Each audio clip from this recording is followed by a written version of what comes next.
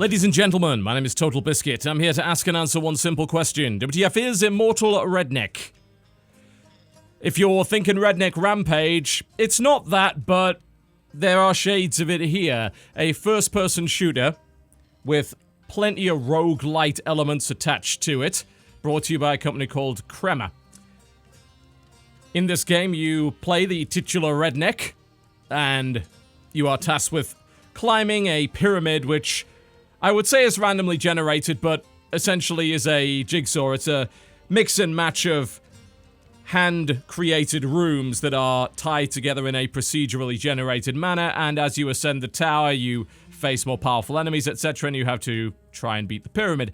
If you don't, well, you're probably going to die, but in the style of Rogue Legacy and many other roguelite games, you get out of there with your cash, and you're able to spend it at either a vendor or the skill tree, which in this game is a literal tree. Once you powered yourself up, got a few more options, you head back in, it takes the rest of your money away, a la Rogue Legacy, and you're expected to do it again. Pretty much as simple as that. I'll show you how it plays after I show you the options menu. There's not really a lot to point out here in terms of things that are conspicuous by their absence. Field of view slider, which goes all the way up to 140, is always a nice touch. Separate audio sliders, subtitles available, and some UI customization with the minimap, and all sorts of things like that, which is quite nice. Nice to be able to hide that away during combat. The way that the game works is going to lock you in a room during the combat, so you don't really need the minimap. I don't really have a problem with it being up there. It doesn't really obscure anything.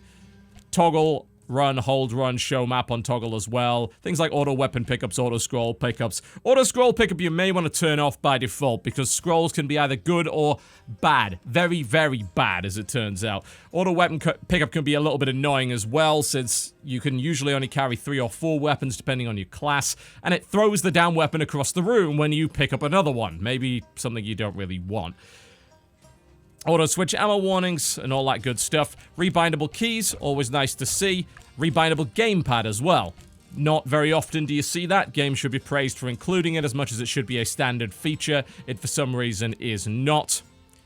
Video settings, nothing really out of the ordinary here, although again, got to praise them for UI resolution. Always nice to see that. UI scaling, not always a feature that's included in games. It can involve some fairly gnarly UI work where it's so small you can barely see it at higher resolutions. And you can also select which screen you want to be on, borderless window and windowed, also available. So like everything that should be here is here, and that's great. There's your advanced graphics options. A lot of you probably don't like Chromatic Aberration, and the vignette effect I don't really enjoy either. You can see it just makes the game darker in general. It's nice that these changes are actually reflected immediately on the screen, so you can make better choices as to what you want and what you don't. Turn up film grain, make it look absolutely terrible. Yeah, maybe not do that. Motion blur is on by default, so you might want to turn that off. Overall, this is just a really nice options menu. There's not a lot to complain about. And you've got Twitch integration this time around. Seems to be being included in quite a few games as of late. In this case, it's quite simple. Viewers can vote for new scrolls, so they can either help you or hinder you, dick you over. It's a very simple piece of integration. I don't feel like it adds a great deal of value, but it's nice to have, and I don't really see a reason not to include it if it's appropriate. I just feel that most audiences are going to help you because they want to see you get further in the game. And especially in a game with runs like this, it's not enjoyable to play the same level over and over again. Alright, let's dive in. As I said, first-person shooter with roguelite mechanics. One of which being permadeath. You respawn from this sarcophagus right here. And in this case, I've spawned as a class that I've unlocked. Usually when you die and respawn, you are able to choose your class. But when you start the game, you don't have a class. Well, you kind of do. It's the Redneck class, which, as far as I can tell, is very clearly the worst class in the game with the worst set of weapons, which makes the first few runs of this a little tedious, let's just say. This is the literal skill tree, not the figurative one. And here you could spend cash for permanent upgrades, which are, for the most part, pretty run-of-the-mill. Defense upgrades, attack upgrades, health, crit damage, all that sort of thing. And these are the classes you can unlock. You can obtain the favor of a different god, and they start you with different weapon loadouts and a different rechargeable special ability. Really as simple as that. In this case, I did unlock Apis. Apis gives me a nice little passive skill of being able to carry 4 weapons. Limits my jumping, but these weapons are pretty good right off the bat, whereas your basic weapons with the Redneck are fairly terrible. A basic pistol, probably one of the worst shotguns I've used in FPS in the last few years, and dynamite, which is quite powerful. But outside of that, not a particularly interesting or potent class. You also have this odd-looking little fellow right over here. I've already spent some money to upgrade this run, so I have a medallion increasing attack and defense, and a golden scroll. These medallions are just unlocked by finding blueprints, so I'm going to get a good start, hopefully, in this chamber right here. So, without further ado, let's get right in there. So you can probably see up to the top, the frame rate is a non-issue in this game. It runs absolutely beautifully. Not that it's a particularly complex-looking game, but it's not a terrible-looking one either. Just fairly basic. And in we go. On to level 1 of the pyramid. Needless to say, a little bit of loading time there. I got the boss slayer scroll. Well, I have to admit, I've never actually encountered a boss, so I can't imagine how useful that's going to be. Actually getting to the boss is quite the struggle. I've only managed to reach level 2 a few times, because honestly, the floors in this game are massive. Very, very large levels. I'll just break out our minigun and go to town right here. Enemies will drop gold, ammunition. Very, very, very rarely will they drop a scroll or a weapon. I have seen it happen literally once in 4 or 5 runs. I've played this game for about 2 hours, and this is, as usual, my first impression of the title. And in this case, my desire not to play more of it came about immediately because of the problems that I ran into it. A lot of deal breakers with this game. The sort of thing that has plagued many attempts to create roguelite first-person shooters. There aren't all that many good ones, and even the good ones have their flaws. The best one, I would say, is probably Ziggurat, the magic-themed roguelite first-person shooter. But anything with actual firearms in it tends to be weak on a number of different levels. So let me talk about my deal breakers. Let me explain why I do not enjoy this game all that much. The first one you've probably noticed immediately. These guns don't really seem like they're very powerful, do they? No. Now, when a lot of people describe weak gunplay, anemic gunplay, they can't necessarily identify why that is. And it took me a long time of thinking to try and figure out exactly why it is that quite a few first-person shooters have anemic gunplay. And, oh, he's behind me. All right. Trying to identify what those reasons were, because it's not good critique to simply state the gunplay doesn't feel good. You've got to explain why, because needless to say, a lot of people have different preferences, and some people are going to have higher tolerances or lower tolerances to certain things than others. Why do I find the anemic, well, why do I find the gunplay of Immortal Redneck anemic? It's quite simple. There are a few elements required to make great gunplay in my eyes, and most of them come down to visual and oral feedback, plus the effect of a weapon on an enemy target. This can manifest itself in a number of ways. For instance, gibs, or jibs, however you prefer to call it.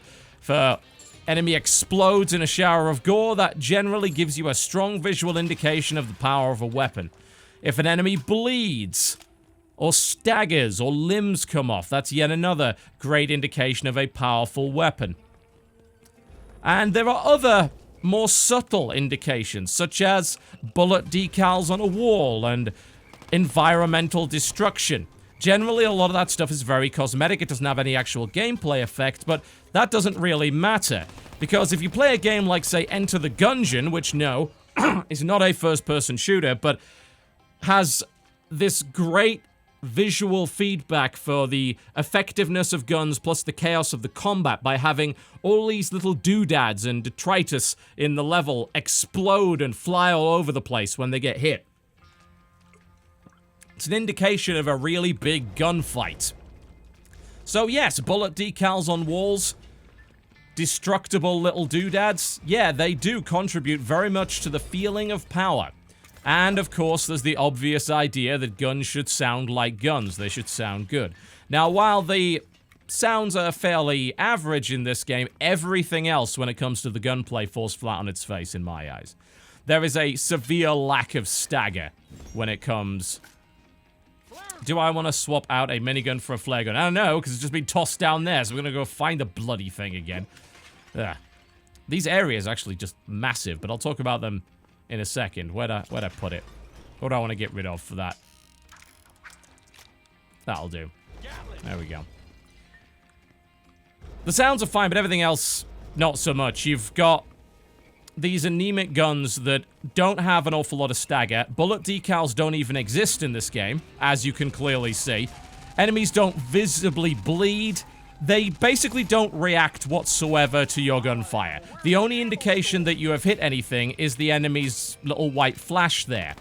Even on death, the enemy just sort of goes limp and flies back a little bit. Now, explosives can cause an enemy to go flying on death, but that really is about it. All of these things contribute to anemic gunplay, which I find to be very unenjoyable. It's not remotely satisfying. This is by no means the first roguelite first-person shooter to suffer from this issue. In fact, an awful lot of them do. It's probably one of the biggest problems in this emerging subgenre. Very few games get it right. This is not one of them. I had similar problems with Tower of Guns. I had similar problems with Wasted to some extent. Paranautical Activity. And a number of different lesser titles in this genre that I've tried. Immortal Redneck does not fix that problem, I'm afraid. So, not a great start there. Although what I will say is that the game does give you a reasonable variety of weapons. Unfortunately, very few of those weapons, as I mentioned, are all that enjoyable to use. The shotgun that I talked about, good lord. I usually enjoy myself a good shotgun. You'd expect it to do a lot of damage, have a lot of visual impact, and be a powerful close-range weapon. In reality, it's not. It's a terrible risk to use, especially against melee-using enemies. It only has 5 rounds, and the reload time for it is insane. We're talking about a second per shell, making the weapon frankly useless. The reloading of weapons in this game is actually somewhat of a pain in the ass because you can't interrupt it. Unless it's a weapon where it individually reloads shells, such as a grenade launcher or a shotgun. As you can see, I cannot interrupt the reloading of this gun, and reload times on weapons are excessively high in my eyes. There may very well be a stat that you can eventually buy that will reduce that, and I'm sure there's probably a power-up of some extent, some description that you may get that has that sort of effect, but it is extremely irritating. Interrupts you in combat, and I ran into a nasty issue with it earlier in the game where I ended up with a scroll that locked me to a particular weapon until I completely exhausted my ammo pool. Horrible, horrible curse. Very unenjoyable. Not even a challenge per se. I don't mind the occasional downside that challenges me, but that just made the game more boring. I was locked to a single weapon that I didn't even enjoy using to begin with. That's not a great choice for a curse. When the majority of what you're doing in this game is gunplay, and the gunplay just isn't very good, that's going to severely hamper your ability to enjoy a game like this, I'm afraid. It really is. You could argue that it's trying to be more of a RPG shooter with stats and crits and so on and so forth, but as far as I'm concerned, that's no excuse. You know, gunplay in Team Fortress 2 feels amazing, and that's got crits. Don't tell me that you can't do that. Gunplay in something like, say, Fallout 4 feels a lot better than this. Well, there's quite a lot of first-person shooters these days that deal with statistics, RPG-like stats. Now, what are the other problems I've got with it? Because unfortunately there isn't really a lot to like for me in this game, and that's what's brought me to this conclusion that I don't really want to keep playing it. The level design. Now, you might think that it's pretty cool that these levels have fairly large open arena areas that require a reasonable degree of platforming and traversal. Well, the problem with that is that you are almost never rewarded for traversing an area in this game. The hub-based design gives you these hand-designed areas that are all sort of put together in a random order. And eventually, you hope at any rate, you will find your way off the floor. And it can take a while. It simply comes down to luck most of the time as to whether or not you took the right door. There's nothing directing you in the right direction. It's just a case of open every green door until you eventually find the stairs to the next floor. Now, opening one of these green doors puts you, in the vast majority of circumstances, into a combat arena that you cannot leave until you have fully cleared the area. You can see that little bar at the top. That indicates how far you've got into the area, how many people are left in it. Enemies receive damage and damaging you. Nice. And I think I want to get rid of this flare gun because it's pants. I think that's a double-barrel pistol. Much better gun, in my opinion. There we go. So once you've cleared it out, and once you've spent enough time in there, it'll actually highlight the enemies in red so you can find them, which is good because the enemies make no effort to find you most of the time. If they're on a different floor to you, they'll just aimlessly wander until you find them, which gets even more annoying when you're dealing with teleporting enemies. Good lord. Playing hide-and-seek with them is not an enjoyable experience at all. Once you've finally cleared the area out, you would expect some kind of reward for doing so, right? Especially since a lot of these arenas do take quite a lot of time. Well, outside of the gold drops, which of course are not rewards that have any immediate effect, you can only spend them after you've died, you will very rarely get yourself a chest drop.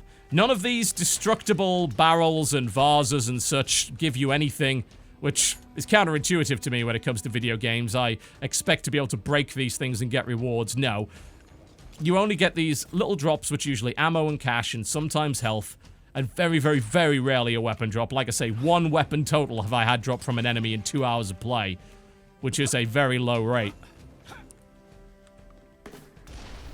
Most of the time you are expected to simply traverse the arena, leave it, and go to the next one with no tangible immediate reward. And that is frustrating as hell. I expect to be rewarded for my work, especially when a lot of these arenas are obnoxiously large, and some of them involve hunting down that last enemy, which is just aimlessly running into a corner or whatever. It's not fun to traverse these levels. I'm sorry, it isn't. I feel like I'm wasting time. There's a fairly large degree of backtracking involved. It's very easy to run yourself into a dead end. You can run through green door after green door, then hit a dead end and have to traverse all the way back because obviously you went in the wrong direction. Annoying. Very irritating. Now, as much as I don't mind the random nature of runs in roguelites and the little modifiers and different equipment that you often get, I found that quite a few of those modifiers in the form of scrolls aren't particularly enjoyable to use. They don't really vary the game up all that much. They're usually fairly standard run-of-the-mill upgrades. More damage, more health, more ammo, etc. And occasionally there'll be a downside. And like I said, I don't mind there being a downside, but usually I want that downside to be an enjoyable challenge that changes my playstyle but doesn't make the game less fun. Unfortunately, with this title, you have quite a few of these negatives which just make the game less fun to play. The biggest example, as I said, is the one that locks you into the use of your weapon until you have completely exhausted the ammo for that weapon. That means instead of having access to 4 weapons, you've got access to 1. I got locked into a pistol at one point, which was the least enjoyable weapon that I had to use, and I was just like, oh god, this is a slog. Not to mention it made the game both difficult and extremely repetitive. They could really do with doing another pass on the challenges and the scrolls that are made available, because a lot of them aren't enjoyable, and like I said, they just don't give you all that many of them. It seems like the drop rate and the number of chests and guns that you get is so stingy that you might get 1 new gun every run if you're lucky. That double barrel pistol is something I've used before, and maybe a scroll that you haven't seen before. I like to see new things constantly. That's the sort of thing that keeps me playing a roguelite. I need that level of variety in my game. And unfortunately, Immortal Redneck doesn't really seem to have any of that. They could do with just upping the drop rate on everything. It wouldn't solve the issues that I've got with the level design. I don't know why it keeps flashing there. That's never really happened to me before, but hey.